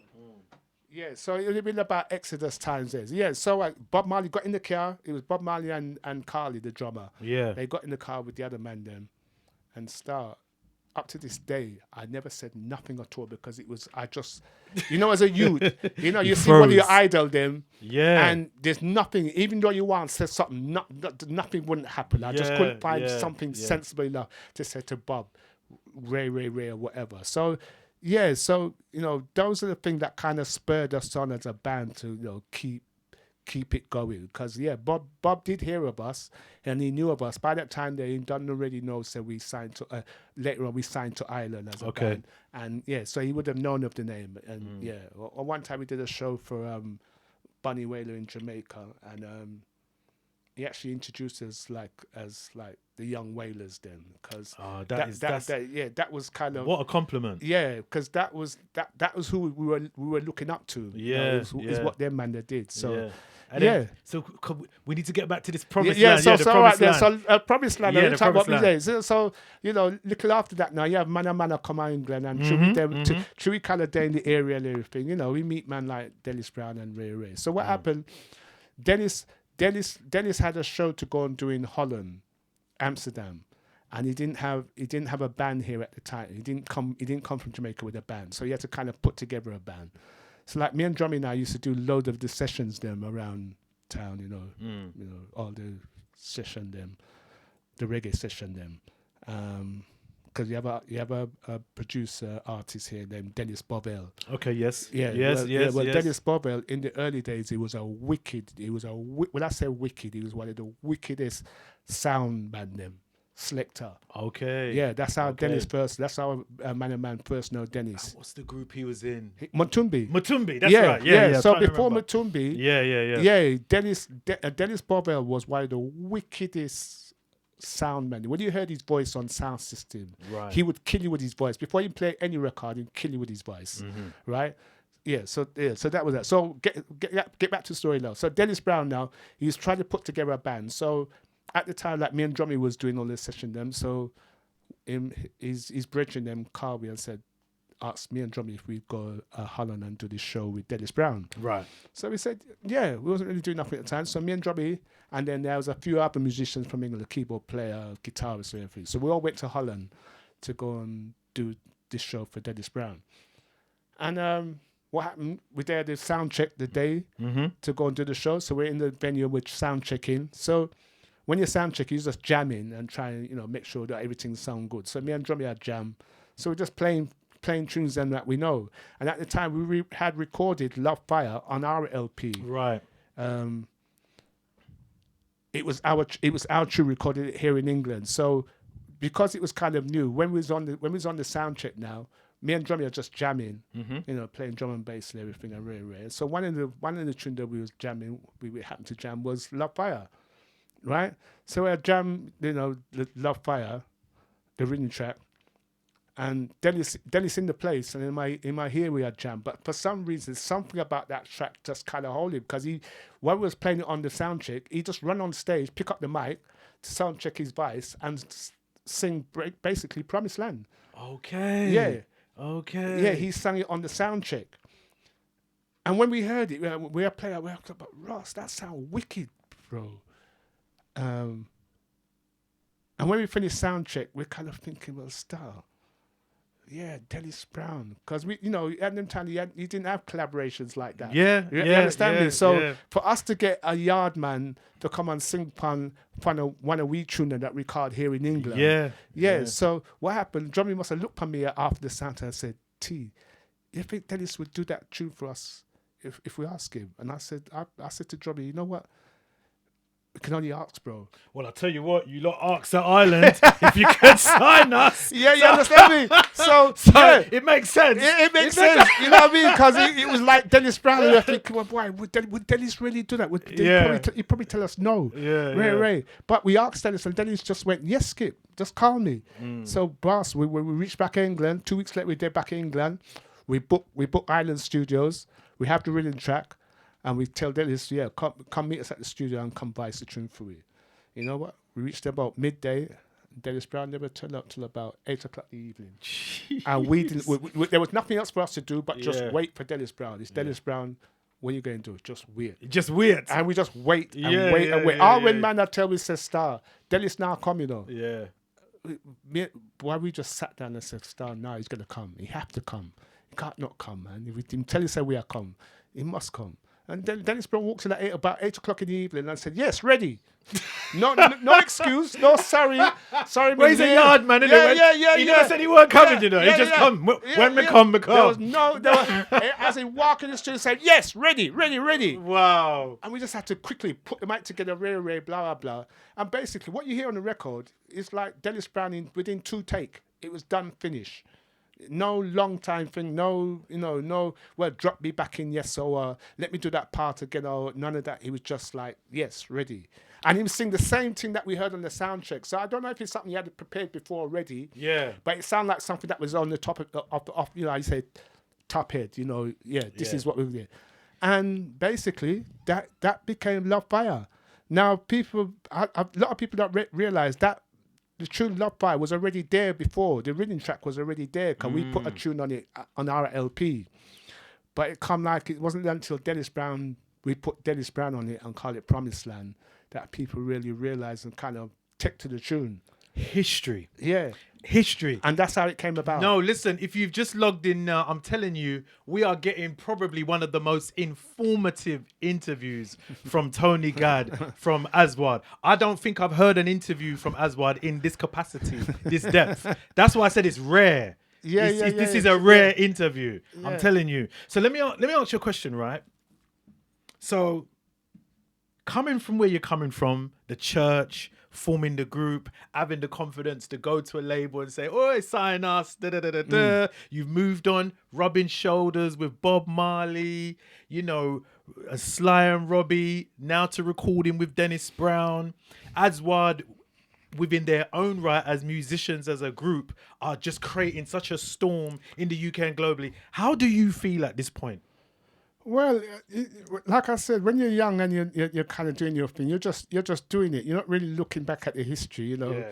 Every tune you put out, you always think, well, that one's all right, but we can do a better one. Yeah. So that was always the thing. Yeah, we put out this tune. Yeah, all right. Yeah, let's go make the next one because we can do better than that. So that's how we looked at it. Any tune we put out, it was wicked, but we must can do a better one. And that's what carries you along. When I reached this stage, now in 2024 now, because like I said, in those early days, there was enough big man them, and then when I reached 2024 now I kind of look back now, you're walking on the road and you see man and youth, and they look upon you and say, "So what, I'm big man?" And you kind of look behind you to see who I talk to. And then you realise it's you who I talk to. And you realise, you think to yourself, well, yeah, true. I am one of the big man them now. One of the elders. You're one of the elders. And you never kind of look at yourself like that. Yeah, because I remember in the early days when I was about 12, 13. Mm-hmm. And you kind of get brave. And I looked at my dad. And I said, "Dad, how old are you?" And he never answered me. And I kind of found it funny at the time that he didn't answer me. And then about 5 minutes later, he was going down the stairs and I heard him said 42. And at that time, at 12, 13, when he said 42, I went to myself, wow, that's old. That's old, man. Yeah, yeah. You understand me? And then when I got to 40, when I reached 40, and I've a couple of youth already and everything, I reached 40 and I think back and I looked at it, I thought, when I reached 40, I thought, is this 40? I still, you still feel like you're 25, You still feel 22. young and vibrant. Yeah, and Yeah, everything. And then I had to yeah, think yeah. how my dad felt at the time. When I asked him, Dad, how old are Absolutely. you? Then I Yeah. realized who my dad was at that time. He wasn't an old man. He was a youth too. Yeah. You understand me? So, yeah, when you say how I feel now, it's a joy and it's a blessing to be able to look back and kind of see the works that I've gone on from before. Yes, we put out tunes. We, as a band, we've put a tune at #1 in the British charts. That's what I wanted to talk about this morning. Yeah. So before that, Yeah. we need to clear up something because I don't know. All the questions that's on my mind, I'm trying to freestyle it here. Yeah. So can you confirm, is Brinsley still part of Aswad? No, Brinsley's not in the band now. He's not in the band? No, Brinsley left probably before the year 2000. Before the year 2000. Yeah, Right, so that's yeah. cleared up. Yeah. Because I wasn't sure, and I'm like, you know what? No, I'm going to ask him when he comes. No. Brinsley decided that he wanted to do some other things at the time. What, he said, what was his, did he fall out of love with music, or he's still doing music? I don't, sometimes you just don't know. Life, everybody have them life to live. Yeah. I know you kind of reach a point, you probably have other things that you want to do as well Okay. in life. So yeah, he went up and did some other things. And he had, like I said, he was an actor before. Yeah. He had, he went and went and did some DJing. Did a couple of radio programs. Oh, okay. And some other like film things as well. Right. Okay. Yeah. So it wasn't a point that we all fell out. It was just it was a road that he decided that he wanted to go down. Okay. Yeah. So did that put more stress on you or onus on you? It was a change. Of course, it was a definite. Did your position change in the group then? Yeah. Well, basically, yeah. You're kind of going from. Originally the band was like 5 or 6, and it went down to 5.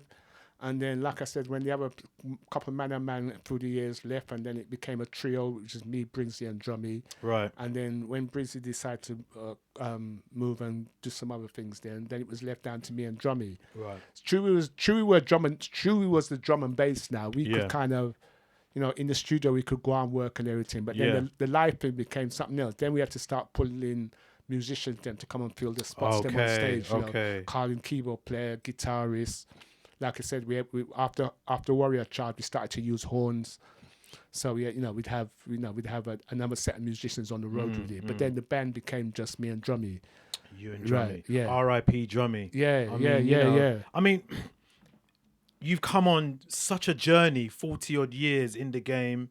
The band is prolific. How does it feel now, Tony? I mean, it might seem like a stupid question, but I have to ask it. It's like, how does it feel like now? Obviously, you guys were a force to reckon with as the trio and the musicians around you. Yeah. To now you being the only member with, obviously, unfortunately losing Drummy.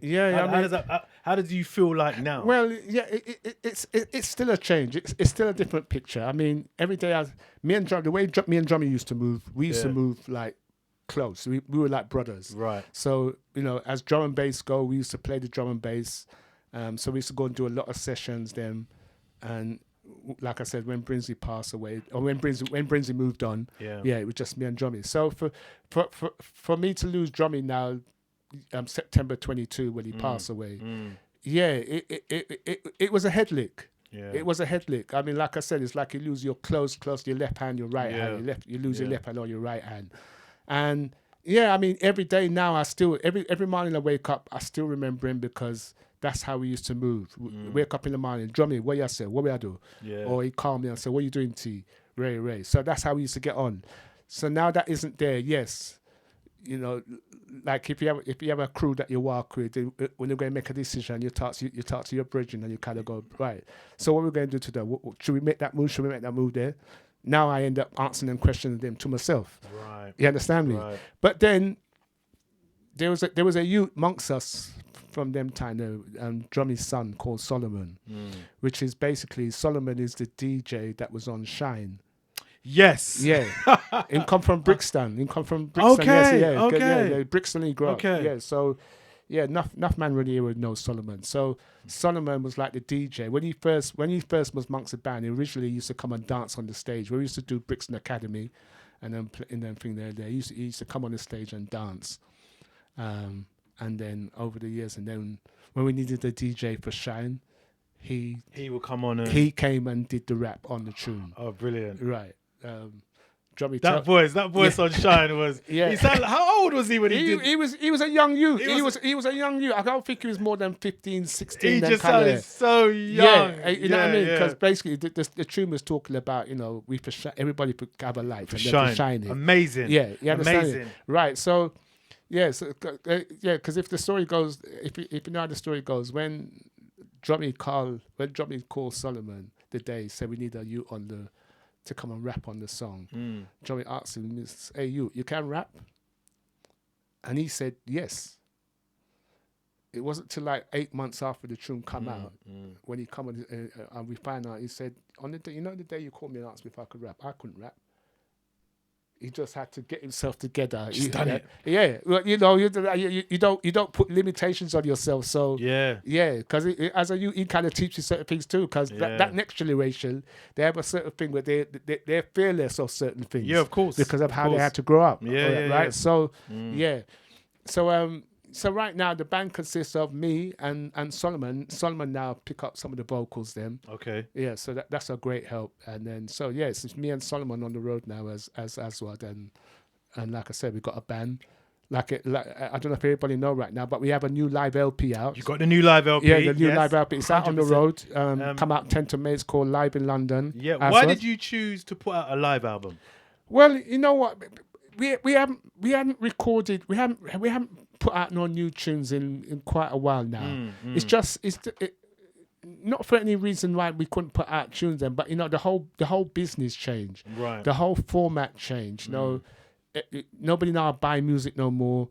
It's just that whole changeover. So even as a band, we as Man and Man, we're all still getting used to the new things that are coming. I was going to ask you that as well. Yeah, because you're coming from black and white TV, black and white pictures when you have to draw a little color on, as you said. Because I never heard about that to this day. Yeah. And then 40 years later, we're in the social media era. Yeah, digital exactly. era, as you said, everything's online. Yeah, everything's accessible now. The whole thing. If I look at the journey from where we started, you have to remember, when we started that there was nothing named a computer. Yeah. The only thing they used to call computers is them thing they used to see on TV when they show you NASA and they're sending satellites up to the sky. You see a whole room of these banks with a holy police are plugging all them something there. Yeah. I remember getting the first computer games like Donkey Kong and those things. Right, you understand me? Commander 64. I remember all them something there. So you understand me? That's where we were coming from. So so in a sense, we're kind of still getting used to the new digital age of how it is right now. So like I said, people make music now. They're kind of making it for marketing purposes, so people get to know you. Yeah. In our days, we put out records and people bought the records, and that's how you got your live gigs and that's how people is. So these days now, because there's no music there's no money in that kind of side of thing. It kind of, because I these days, the format we had, you made your LPs then, and then you sold them, and then you kind of made money, and that was the money you used to go back in studio. Yeah. You understand me? Yeah. You reinvest back into your business. Exactly. Yeah. Whereas now, because there isn't no monetization in that kind of side of it now. So you end up having to go out and work and then put your stuff together and then put it out online, and then you hope you get gigs from it. You understand me? But saying that though, they say, unless you're signed to like a big label, but a lot of live musicians make probably more money if they're on the road consistently, more than people who are trying, as you said, look for a hit online. Yeah, because because that is your life situation is where you show who you are. You understand me? You can sit down in your house, you can do little things and everything, but then when it's time to come on street now and come and entertain people now, that's where the real art is. You understand me? So for bands these days, I suppose it's harder for bands these days in that sense, because those venues that used to be around all over the place where people could go and sit down and learn and play live and thing, it's almost easier in a situation to be a solo artist now, because Yes. you could put your things out online and Yeah. then bit by bit and bit by bit. So yeah, after this LP now, we will start putting out some new music. Oh, brilliant. Yeah, you will start getting some new music. Brilliant. But like I said, it's just a changeover. Plus, Drummy gone now, so you're kind of looking through a different window. But yeah, there's things to come. You know what I never asked you as well? Like, Yeah. so you mentioned a lot of the people that you rub shoulders with coming up in the game and Yeah. people that was around at the time. Who are some of your, like, I mean, give us about 5 of them. Some of your favorite artists and musicians, like, of all time. Well, Dennis Brown. Dennis Brown is definitely one. Bob Marley is definitely another one. I mean, Bob Marley passed away was probably about 40 years ago. Yeah. And he's still as big now as he was when he was 100%, around. 100%. And you kind of think, how does that work? But then it's because of what he had to say, and those messages still stand the test of time even now. And then when you check it, the amount of Marleys that are around now, there's Marleys all over the world, and they're all performing, they're all working. That brand is huge. It just doesn't stop. So you have Wailers, and then the whole of reggae music. We're influenced by everybody. You know what I mean? So the whole of reggae music. I mean, when I see what's going on now, it's a different thing, but it's still out there, and people are still flocking to it. 100%. The styles of music over the years. I mean, when we talk about what we have here in England now, from where we started, we give thanks to see where those seeds that were sown in those early days, how they have flourished and come to what there is now. Yeah, when I go on Instagram now, which is something that I have to look on now, because magazines now. The only thing with the whole social media is that you have this one little screen that you walk around with, and the whole everything's on there. The whole thing is on there. Everything's on there. Yeah. Which for me sometimes that's a bit boring. We need some other things, the magazines and them kind of thing. But all right, that's what it is, because everybody can get involved them way there. Yeah. So it's a different outlook, but then you have to deal with what you have, and that's how it was for us in our early days, and this is what it is now. Well, I can honestly say there's hundreds, if not thousands, of groups that's come out of the UK, all right? But there is two songs actually from you guys that you will hear from when it came out till 2024. I kid you not, if you go to like Magic, Heart FM, or any of those stations today, you're going to hear Don't Turn Around by Aswad or Shine. Give thanks. Right? Give No, you're going to hear that. Yeah. Give 150%. Yeah, give Them thanks. songs are like, Give thanks. they're pillars in music. Yeah. Right? And they need to be saluted. That's why we're having people like yourselves on the show on Saturday morning. Tell us about Don't Turn Around before you introduce it this morning. Right, Don't Turn Around. Well, Don't Turn Around was brought to us by a Jamaican producer called Jermaine. Jermaine put out enough tunes from Jamaica. So he was here in England. Do you remember they used to have a festival here called Sunsplash? Yes, of course. Yeah, the Jamaican Sunsplash. They should bring it here in England. Crystal Palace. Right, Crystal Palace. Right, which is made Maxi Priest kind of made his name on one of the festivals. So we were around at the time. We were recording at the time, and True Island Records. They said there's this producer that wants to. He's probably got a couple of tunes he'd like to cover for him. So we booked the studio, and Jermaine came down, and he brought one of the tunes he brought was Don't Turn Around. So Don't Turn Around isn't original from us, because when we heard it, there was already another artist called Luther Ingram had recorded it, which is the version we heard. Okay, right. See, this is information. So Don't Turn Around is a cover. I did not know this. Right, so enough people don't know that. I didn't know that. Yeah, because I was telling another DJ the other day that in our early days, there's enough reggae tunes that I heard that I thought were originals, and then realised, this American group had already played that before. I mentioned a big tune like Betcha by Golly Wow. When I first heard that, I think it might have been I forget which artist. I can't remember which artist had done it. It might have been Barry Biggs or one of them man there. And I heard that, and I thought that was original. Then one day we did it for Janet Kay, And they bought the original for me to listen to. When I heard it, I went, wow. I didn't know. So anyway, yeah. So because we had a hit with Don't Turn Around, yeah. A lot of people think it was our tune before, but yeah, it had already been recorded by an artist called Luther Ingram, and by Tina Turner. Tina Turner. Okay, Yeah, Tina Turner. Yeah, Tina Turner had done a version of Don't Turn Around before us. I'm not even going to lie to you. I've never heard that. Well, but I'm going to go and check that out today. Right. See, this is why I love these kind of shows, man. I've never heard that. I'm not even going to lie. I've never heard that. So yeah. So when Jermaine bring the tune to us in the studio and we first heard it, it's actually a rock tune. So it's a rock version of the tune. So, you know, I had to sit down around the piano, we kind of turn it around. Even the time when Drummy heard it, kind of Drummy just, I don't know if I like that tune there. But only because it was a rock version. But once we sit down around the piano now and start, turn it around and change a couple of the chord them and Ray. Drummy said, you know what? Yeah. Kind of Ray, turn it around, Ray. So and then we recorded the tune. And then give it to Island Records. And they you know, because we were like one of the most signed bands to Island Records, because you know you do a certain time and then you know the relationship kind of gets stale. You kind of leave, you go where, do your something them, and then all of a sudden you kind of rise again, and then them call you and go, all right, yeah, come, yeah, you're ready now, come back, do your time. Then you kind of get, you know, because it's always a cycle. It's a cycle. Some days you're up, some days you're down, some days you're up, and that's how it is in the music business. Yeah. Sometimes you have your highlights and sometimes you have your lowlights. Yeah, absolutely. Yeah, and that's how it goes. So anyway, when we reached Don't Turn Around now, it was kind of like, right, we give the tune to Island Records. There's some, not sure. Then we take it back in the studio again, kind of clean it up a little bit here and there, and then give it back, and then they decide so they're going to put it out.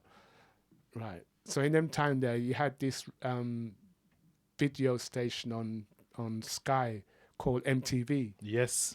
And MTV at then in them days, they wasn't really playing too much black music. Yeah, they wasn't. But it was all about videos, right? So you had to have a video. So in those days, videos weren't cheap to make, bro. Yeah, they weren't. They were in the thousands. They were, you know, to make sometimes in the millions. That's right. When Michael Jackson used to drop videos, absolutely, they managed to spend money that they spend to make major movies. Yeah, 100%. You understand me? But it was because, you know, on MTV, that's where everybody's looking at.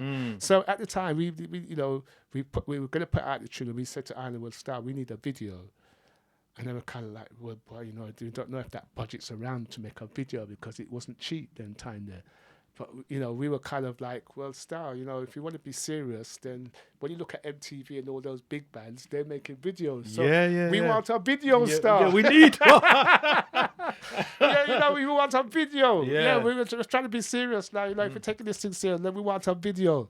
Right, so anyway, they related, and then they decided, all right, they're going to let us allow her to go make a video. So when I made the video, come back, and then we had the package to go. So, you know, you don't know what's going to happen, because every tune you put out, you would like it to go to number one. Absolutely. Everything you make, absolutely. You're not making anything so, boy, that's just a minuscule tune. Yeah, that could just come out. Yeah, everything you do, you try to make sure to have a certain standard, and you want it to go.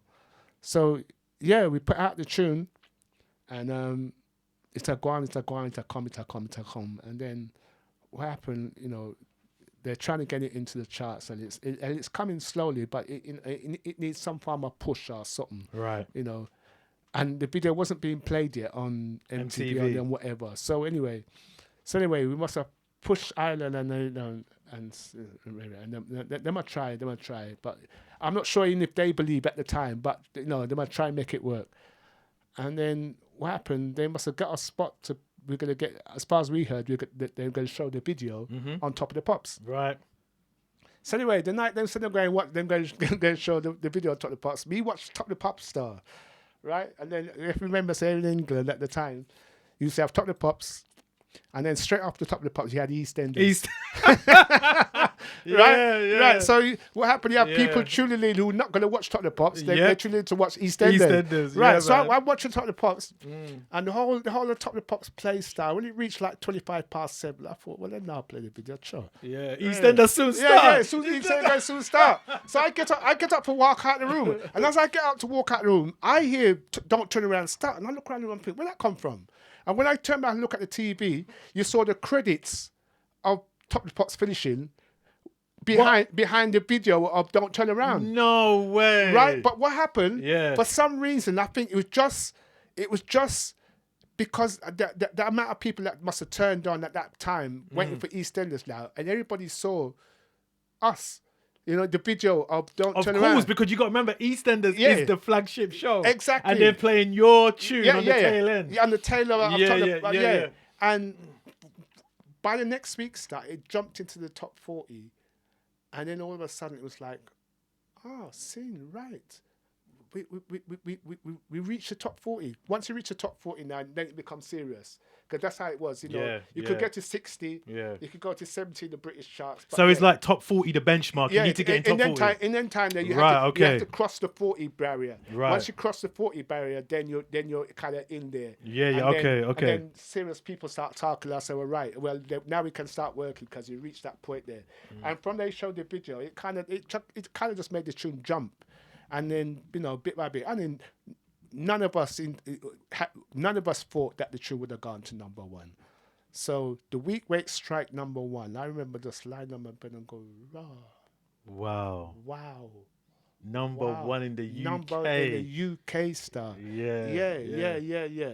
And yeah. That's history. Yeah, give thanks. That's history. Was that your first official national song number one in the UK?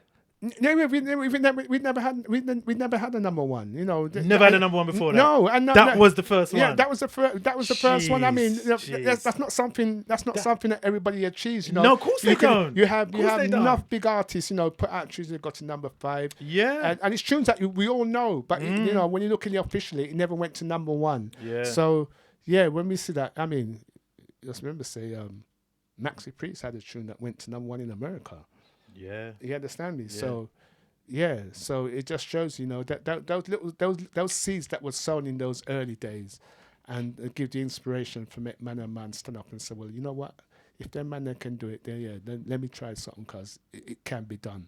And it has been done. And it has been done. It has been done. It You've has proved been it. done. Yeah. 40 years plus in the game. We've got to salute the legendary Aswad. I'm seriously. Thank you. We've got to salute them. Respect. Thank you for coming down this morning. No, you pleasure. know, as I said this year, I'm doing a series of interviews with legends from the UK and you know, and across the pond as well about their legacy. Yeah, give time. Because without people man like you and, you know, the radio stations like this, the word doesn't go out. So, no, it doesn't. Yeah, and that's how it was. Because in the early days, you know, we would depend on sound systems and the few radio stations that are around at the time to play our music then. So, very. Now that we have, you know, these things there, these are the things that help. No, 100%. People don't. And I appreciate, like how you said at the beginning. Yeah. You got to appreciate the DJs that take the time out. Exactly. But we can't do nothing without each other. Yeah. Do you understand? Yeah. And I appreciate you because you know what it is. There's quite a few artists of your magnitude that will never come out of their way to come to a studio like this and do an interview. Well, they won't do it. They complain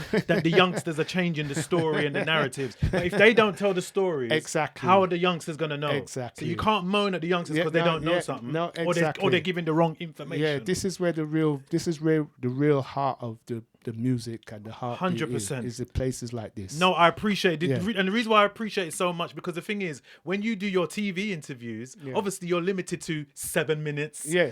Of 4 minutes. You notice I'm going with the odd numbers here because it's not even numbers. No, true. It's not 10 minutes. True. It's 7 minutes. Yeah. And they're counting you down 6 minutes 30. Yeah. Start wrapping up. Yeah, I did an interview the other day on the BBC One radio, BBC Morning TV. Yeah. I know after 10 minutes it was like, can you wrap it up now? Yeah. Time. All the information you've given out plus more this morning, you couldn't get it in 6 minutes. No, impossible. So I appreciate you, my brother. Give one love, man. Give thanks. One love to all the listeners. Got to salute to the legend. Respect. Right, we're going to get on a couple of your joints and then we'll get out the door this afternoon. Is there anything that you'd like to leave with the listeners this morning and people that have been fans of Aswad over 40 years and some of the younger listeners as well? Anything you'd like to share before you get out the door this afternoon? Well, my motto has always been everybody is from the A class, right? Yeah. There's no B class people in the world. All of us are human beings and we are born, all we have is just different colours and different shades. So everybody have a light to shine it. Jeez. Could you introduce... See, I didn't know if I should go into Shine first or Don't Turn Around first. Whatever. We're gonna... Do you know what? You pick, man. You pick. I'm going to have to go Shine now because you said that. All right. I'm going to have to go Shine. because that just follows. All right, listen, I'm going to say massive shout out to Tony Gad this morning. Amazing guest this morning. If you've missed some of the interview because you might have tapped in late, do you remember in a couple of hours, few hours from now, you can go and check it on YouTube, all right? As I always say every week, if you can't be good, be careful. If your intention is to do badness, just remember there's a price to pay for doing badness. Special K was here, Aswad was here, Mr. Legacy was here, Anton was here, but McGahn. Later!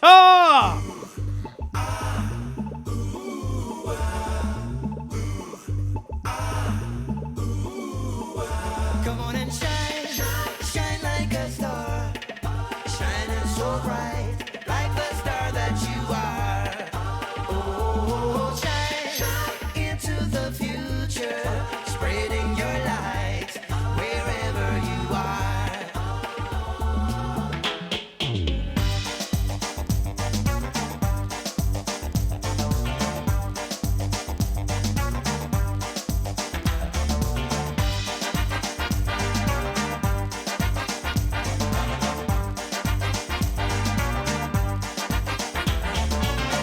I burn like a fire left in the rain.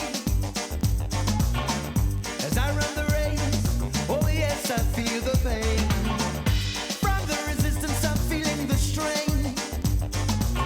Now the realization is that we are all born the same. Come on and shine, shine like a star, shining so bright, like the star that you are. Oh, shine into the future, spreading your light wherever you are.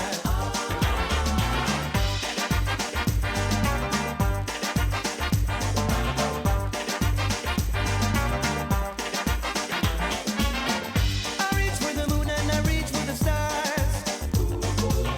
With the strength from within me, the further and faster I run. Stretching my sinews to the bone. Achieving all goals that I seek, I know I must do it alone. When they say that never make it, I found strength from within. Cause it is there if you seek it. So you can get it if you really want to. Shine, shine like a star, shining so bright, like the star that you are. Oh, shine into the future, spreading your light wherever you are.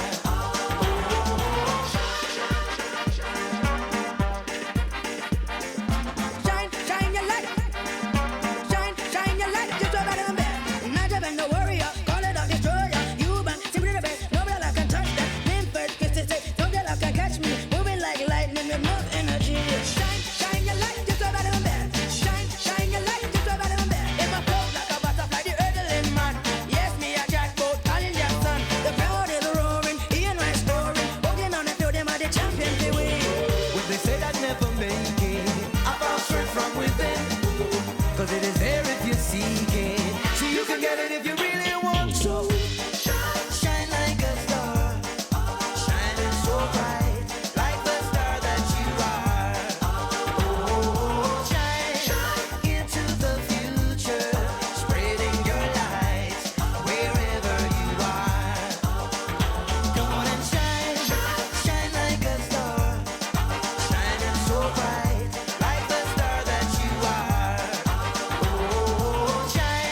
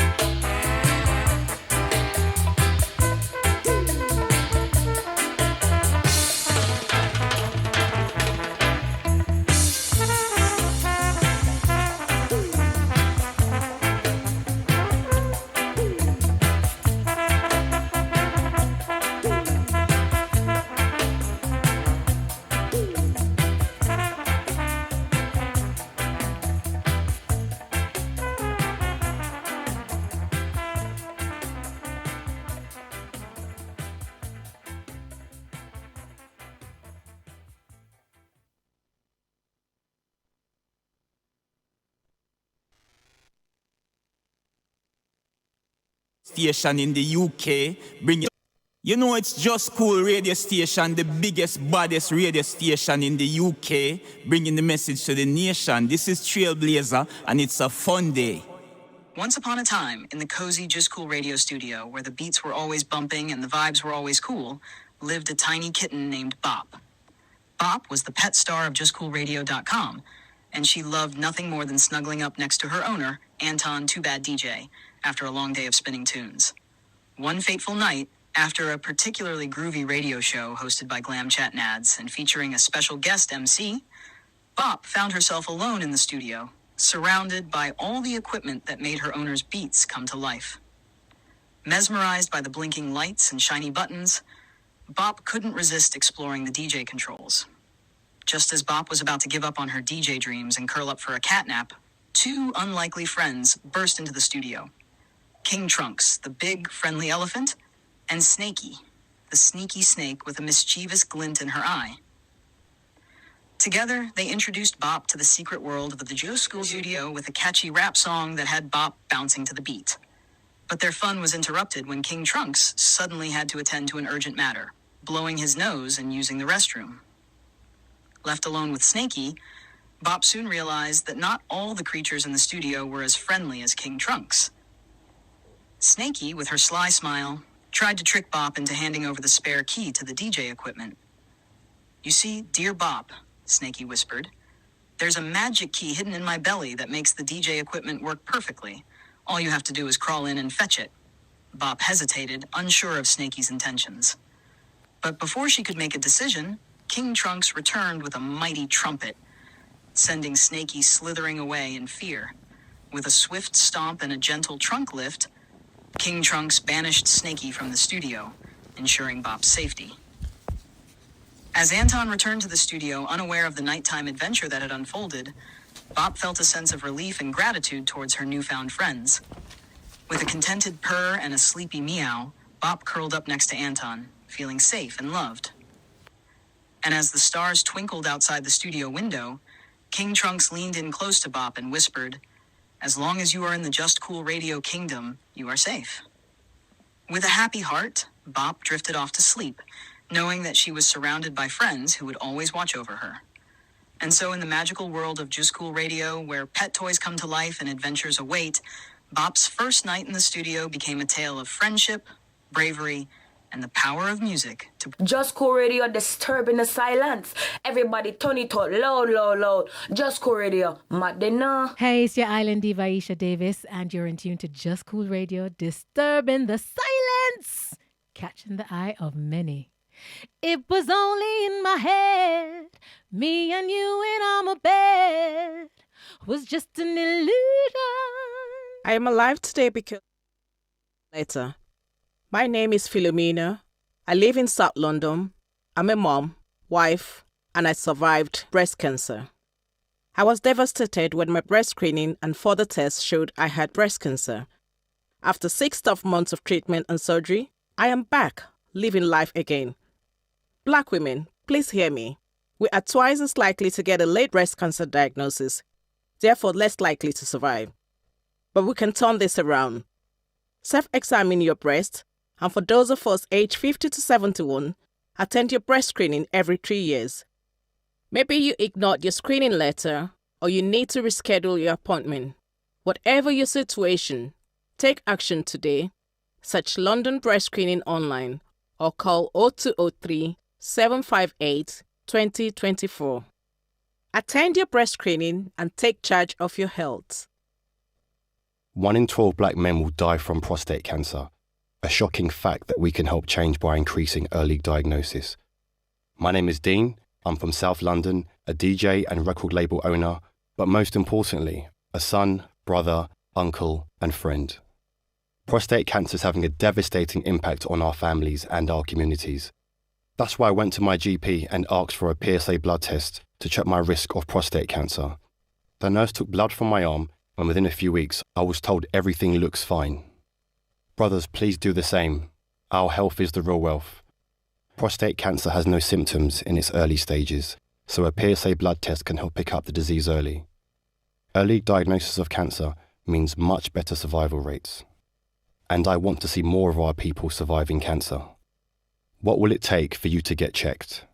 Black men 45 and over, contact your GP practice today and ask for a PSA blood test. JUSCOOLRADIO.com provides exceptional standard to your video promotion and your audio promotion. Advertise with us now on the number +447 538 704 791. We take WhatsApps and we take emails. JustCoolRadio@outlook.com. Just Cool Radio, disturbing the silence, catching the eye of many. Just Cool Radio, disturbing the silence, catching the eye of many.